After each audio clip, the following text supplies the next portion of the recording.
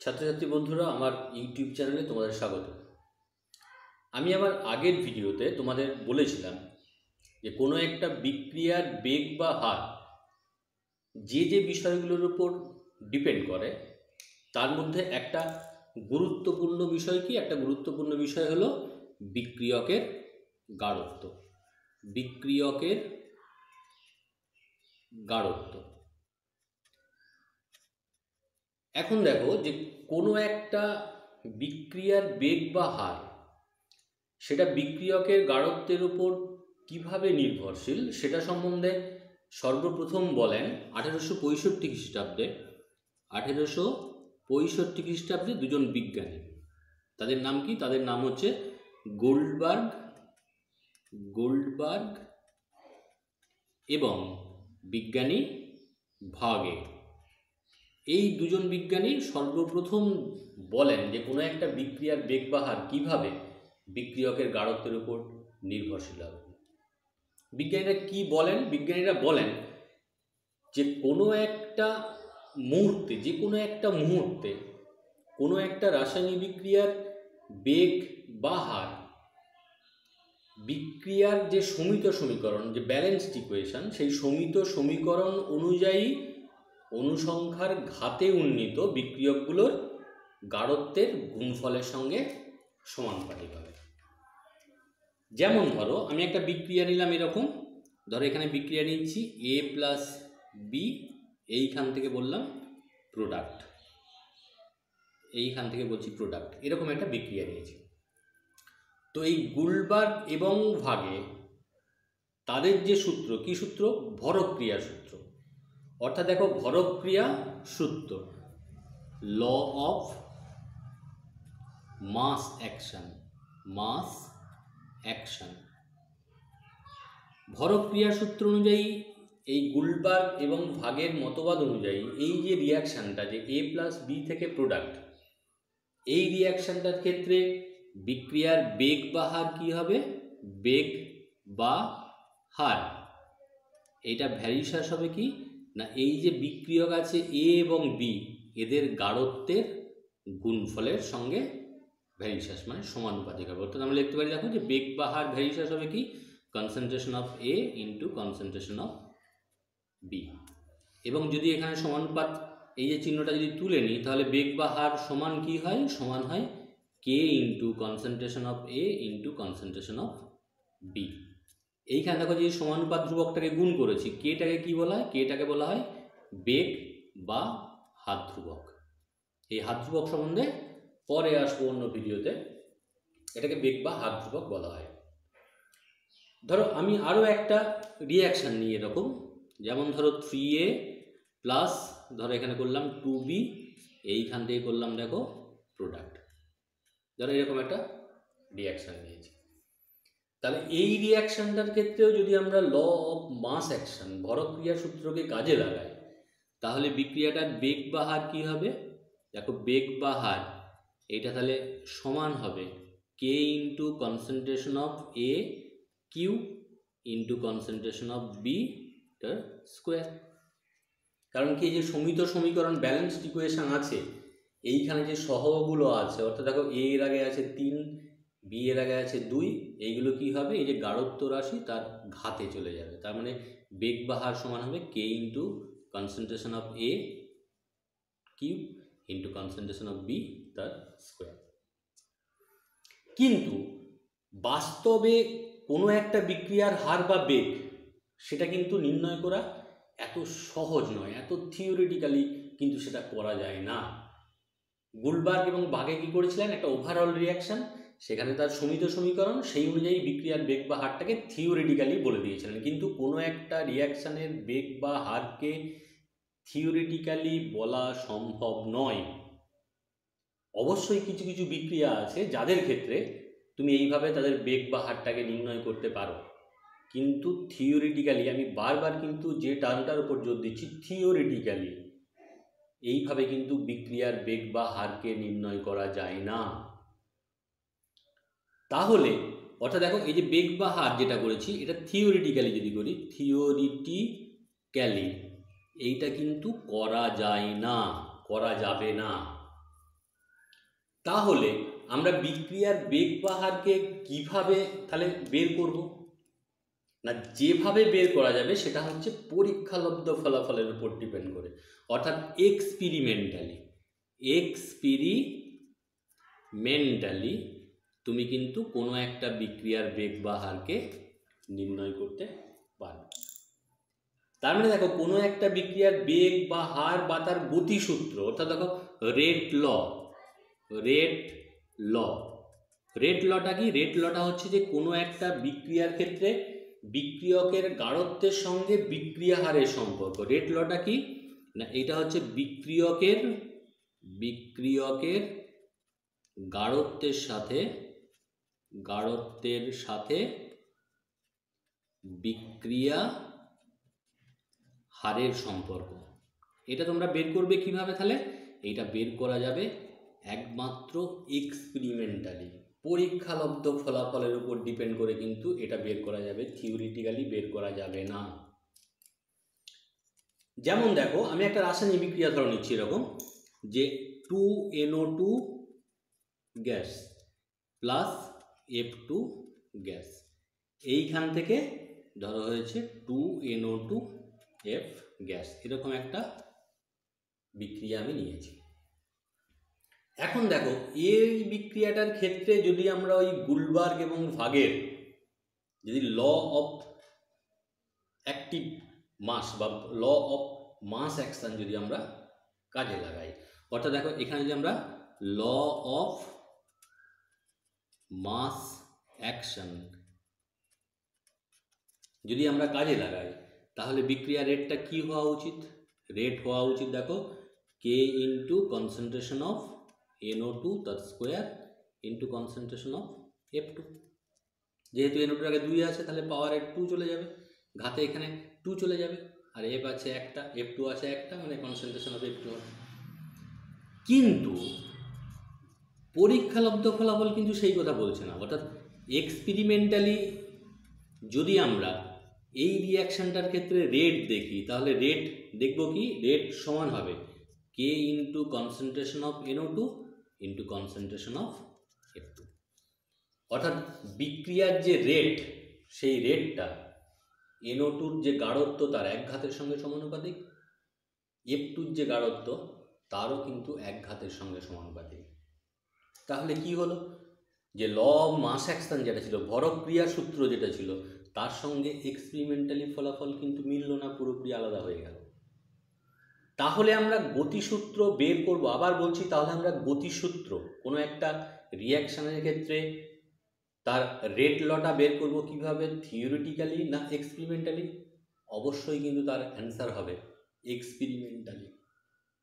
তাহলে ভরক ক্রিয়া সূত্র এখানে কেন ব্যর্থ হলো, ভরক ক্রিয়া সূত্র এখানে কেন হলো না? তার কারণ হচ্ছে যে এই যে রিয়াকশানটা আমি নিয়েছি, এই যে 2NO2 প্লাস F2 যে রিয়াকশানটা, এই রিয়াকশানটা একটা কমপ্লেক্স রিয়াকশান। এই রিয়াকশানটা অনেকগুলো ধাপে হয়, এবং তোমরা সবাই জানো যে একটা রিয়াকশান যদি অনেকগুলো ধাপে হয়, তাহলে সেই অনেকগুলো ধাপের মধ্যে স্লোয়েস্ট স্টেপ যেটা, সব থেকে স্লো যে স্টেপটা, সেটাই হয় রেট ডিটারমিনিং বা গতি নির্ণায়ক ধাপ। তাহলে এখন যদি তোমরা বলো যে তাহলে কি একটাও মিলবে না, মানে গুলবার্গ আর ভাগের যে ভরক ক্রিয়া সূত্র, তার সঙ্গে কোনো রিয়াকশানের রেট ল কিন্তু বের করা যাবে না? যাবে, যদি সেই রিয়াকশানটা সিঙ্গেল স্টেপ রিয়াকশান হয়, অর্থাৎ একটা ধাপে যদি হয়, তাহলে সেক্ষেত্রে কিন্তু ভরক ক্রিয়া সূত্র এবং পরীক্ষালব্ধ ফলাফল মিলে যেতে পারে। অর্থাৎ দেখো যদি আমরা এই রকম করি যে কমপ্লেক্স রিয়াকশান যদি তার মানে হয়, কমপ্লেক্স রিয়াকশান যদি হয়, তার ক্ষেত্রে কিন্তু ল অফ মাস অ্যাকশন এবং এইখানে যেটা আছে কি এক্সপেরিমেন্টালি, তাই তো, এক্সপেরিমেন্টালি, এই দুটো কিন্তু মিলবে না, নট ইকুয়াল টু হবে। বাট যদি সিঙ্গেল স্টেপ রিয়াকশান যদি হয়, যদি সিঙ্গেল স্টেপ রিয়াকশান হয়, তাহলে কিন্তু ল অফ মাস অ্যাকশন আর এক্সপেরিমেন্টালি আমরা যে রেট লটা নির্ণয় করি, সেটা কিন্তু মিলে যেতে পারে। অর্থাৎ দেখো এই দুটো কিন্তু মিলে যেতে পারে। যদি সিঙ্গেল স্টেপ রিয়াকশান হয়, তার ক্ষেত্রে ল অফ মাস অ্যাকশন এবং এক্সপেরিমেন্টাল ফলাফল মিলে যেতে পারে। এখন তুমি এক্সপেরিমেন্টালি কিভাবে কোনো একটা রিয়াকশানের ক্ষেত্রে রেট লটা বের করবে, এক্সপেরিমেন্টালি কিভাবে বের করবে? ধরো আমি একটা রিয়াকশান নিচ্ছি এরকম, দেখো যে 2A + B এইখান থেকে প্রোডাক্ট, এইরকম একটা আমি রিয়াকশান বললাম। এবার এই যে রিয়াকশানটা, সেই রিয়াকশানটার ক্ষেত্রে আমি এরপরে এক্সপেরিমেন্ট করছি। ধরো এখানে লিখলাম এক্সপেরিমেন্ট 1। এক্সপেরিমেন্ট 1-এ কী করছি দেখো, ধরো এখানে আমি A এর গাঢ়ত্ব নিয়েছি, এইখানে দেখো B এর গাঢ়ত্ব নিয়েছি, আর এখানে আমি রেটটা ক্যালকুলেশন করে দেখছি যে কীরকম হয়। এখন দেখো তুমি B এর যে গাঢ়ত্ব সেটাকে ধরো তুমি আনচেঞ্জড, অর্থাৎ তুমি এখানে কি করলে যে B এর গাঢ়ত্বটার কোনো পরিবর্তন ঘটালে না, কিন্তু A এর যে গাঢ়ত্ব আছে সেটাকে তুমি দ্বিগুণ করে দিলে। দেখা গেল যে বিক্রিয়ার যে রেটটা আছে সেটা 4 গুণ হয়ে গেছে, অর্থাৎ A এর গাঢ়ত্বটা দ্বিগুণ করলে বিক্রিয়া হারটা 4 গুণ হয়ে যায়। তাহলে তোমরা এক্সপেরিমেন্টালি এই যে ফলাফল, এখান থেকে তোমরা কি বলতে পারবে, এখান থেকে দেখো বলতে পারবে যে রেট ভ্যারিয়েশন হবে কনসেন্ট্রেশন অফ A তার স্কোয়ার। আবার ধরো তুমি এখানে A এর যে গাঢ়ত্ব আছে সেটাকে আনচেঞ্জ রাখলে, অর্থাৎ A এর গাঢ়ত্ব কিছু চেঞ্জ করলে না, কিন্তু B এর যে গাঢ়ত্ব আছে এটাকে তুমি দ্বিগুণ করে দিলে। দেখা গেল কি রেটটা সেক্ষেত্রেও 4 গুণ হয়ে গেছে। তাহলে এখান থেকে তোমরা কি বলতে পারবে যে রেটটা ভ্যারিয়েশন হবে দেখো কনসেন্ট্রেশন অফ B তার স্কোয়ার, কারণ এখানে যদি 2B বসাই, গাঢ়ত্ব যদি দ্বিগুণ 2B বসাই তার মানে স্কোয়ার আছে মানে কত 4 গুণ, তবেই রেটটা 4 গুণ হবে। তাহলে এই দুটো ফলাফল থেকে আমরা কি করতে পারি দেখো, যে রেট যেটা আছে এটা ভ্যারিয়েশন হবে concentration of A square into concentration of B square. অর্থাৎ দেখো ওপরের যে রিয়াকশান ভরক ক্রিয়া সূত্র হলে শুধু A স্কোয়ার হতো, B কিন্তু স্কোয়ার হতো না, ঘাতে কত থাকতো 1, কিন্তু এখানে B এরও স্কোয়ার হয়ে গেছে। তাহলে ভরক ক্রিয়া সূত্রের সঙ্গে কিন্তু এটা মিলল না।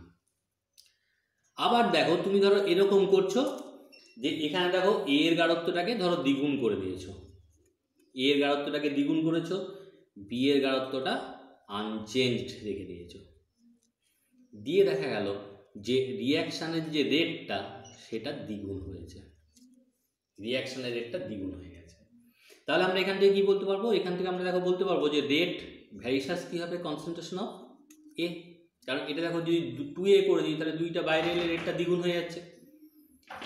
আবার ধরো A এর যে গাঢ়ত্বটা আছে সেটাকে তুমি আনচেঞ্জ রেখেছো, A এর গাঢ়ত্বটাকে আনচেঞ্জ রেখেছো, B এর গাঢ়ত্বটাকে তুমি দ্বিগুণ করলে। দ্বিগুণ করলে দেখা গেল যে সেক্ষেত্রেও রিয়াকশান রেটটা ধরো দ্বিগুণ হয়ে গেছে, সাপোজ দ্বিগুণ হয়ে গেছে। তাহলে সেক্ষেত্রেও আমরা কি বলতে পারবো, সেক্ষেত্রেও আমরা তাহলে বলতে পারবো যে রেট ভ্যারিয়েশন হবে কি কনসেন্ট্রেশন অফ A। তাহলে দেখো এখান থেকে আমরা রেটটাকে কি বলতে পারবো, অতএব রেট ভ্যারিয়েশন হবে concentration of A into concentration of B।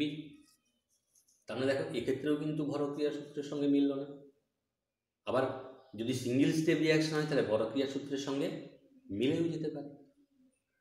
অর্থাৎ দেখো ধরো আমি এরকম একটা রিয়াকশান নিচ্ছি, যদি আমি এই যে এখানে ঘাতগুলো আসছে মানে এখানে যে পাওয়ারগুলো আসছে 2 আসছে কিংবা 3 আসতে পারে, কখনো কখনো 0ও আসতে পারে, যে কারো গাঢ়ত্বের উপর ডিপেন্ড নাও করতে পারে, কিংবা কখনো দেখা যাবে যে ভগ্নাংশেও আসতে পারে, অর্থাৎ 0 হতে পারে, যে কোনো পূর্ণ সংখ্যা হতে পারে, কিংবা দেখা যেতে পারে কি যে সেটা কিন্তু ভগ্নাংশও হতে পারে।